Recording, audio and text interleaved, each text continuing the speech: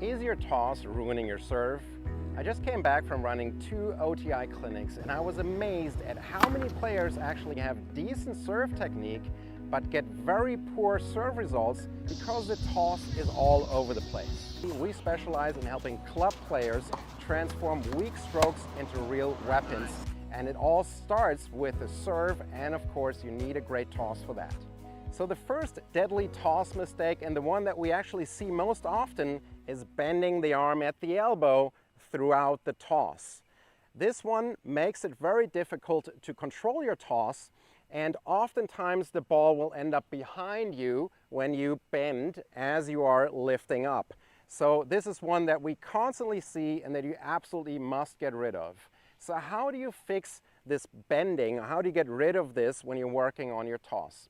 First of all, you need to understand that you want to have a straight arm to toss. You want to start down here. Oftentimes players will start up here, and then to generate some force or power to get the ball up, then they will bend, right? So you want to start down here. I mean, you can also start here first, but you want to come down here with a straight arm, and now you lift from the shoulder, okay? You lift from the shoulder. That's how you bring the ball up. And so now, understanding that is one thing, but how do we actually go about fixing this type of a mistake? So one thing I like players to do when you're practicing the toss, a very common mistake in my opinion is tossing the ball up and then catching it right back.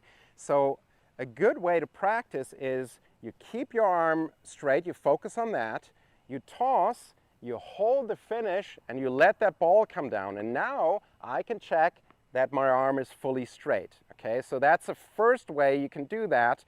Of course, there's also a toss target that you can put down in front of you. If you're gonna do that, you know, on average, this depends on a couple of factors. You would want that ball just a little bit in front of your front foot.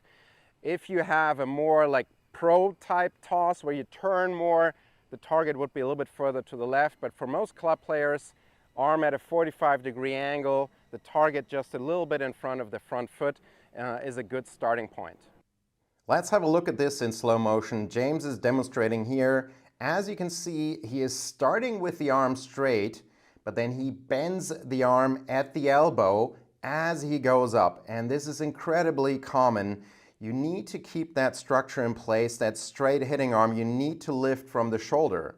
Now, of course, we also sometimes see players who start with a bent arm and then straighten the arm, so the other way around. That can happen as well. Sometimes we will even see players that go from bent to straight and then to bent again at the end. So there's different options here of what can go wrong. Now, if it is still difficult for you to fix it, so what can happen is that, you know, you are tossing, you're starting with a straight arm, then you're bending, and then you're straightening again and holding that finish. That can certainly happen. We've seen that. So if you really struggle with this, one way to do it is you can try to press this arm down as you go up, or the hand down, excuse me. So basically you're used to doing this, and so you need to try to do the opposite. So you're pressing down, okay? So you're pressing down with the hand to straighten the arm. So as you go up, the knuckles here, you pretend that you're pressing down even further. So the opposite movement of this is this movement, and so as I go up, I now try to press down a little bit to keep that arm straight. We can also give a little bit of resistance here with this hand. So as I'm going up, this hand, the right hand, tries to get the arm to bend, and the left arm does not allow that. So I go up and down, and the left arm presses down, and the right arm tries to push the arm in this way. And that's another way you can work on this. And then you got to make sure, of course, as usual, you go through the progressions. You know, don't try this from the baseline right away. Go inside the court, hit a few serves down the line, hit against the back fence, those typical progressions that you find in our videos. So deadly toss mistake number 2 is flicking the wrist, okay? So it looks something like this. There's too much movement here. We don't want any movement. We want stability here, and then we just open the fingertips softly. And players will often flick the wrist because they think they have to throw the ball up there. Now, there's 2 ways you can hold the ball. Both are fine. Generally, you want to hold the ball in your fingertips.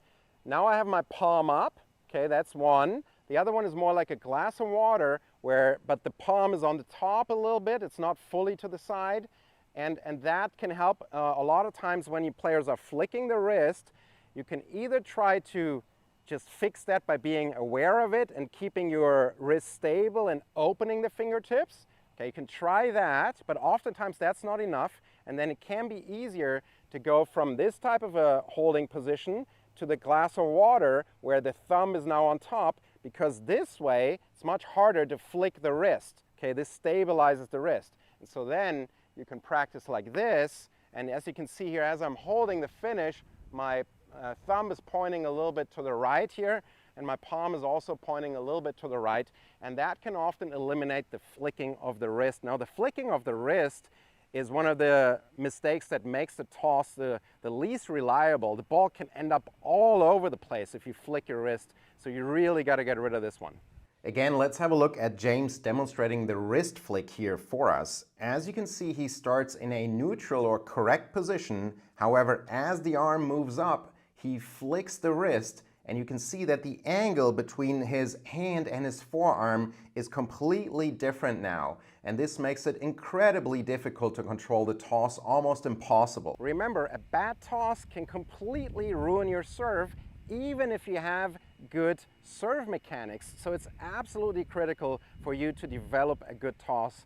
Now, one more thing that I want to mention, usually when we have players working on the serve, and if they have to fix their toss, we will let them work on the toss in isolation for like 10 minutes, and then we'll let them work on any of the serve or arm mechanics that they have going on also for 10 minutes, and kind of look at it as two separate projects for a while until you can then merge those two projects. And if you want to take things a step further, a personalized serve analysis where we can also take a close look at your toss is a great option. And please don't forget, if you enjoyed this video, share it with your tennis friends.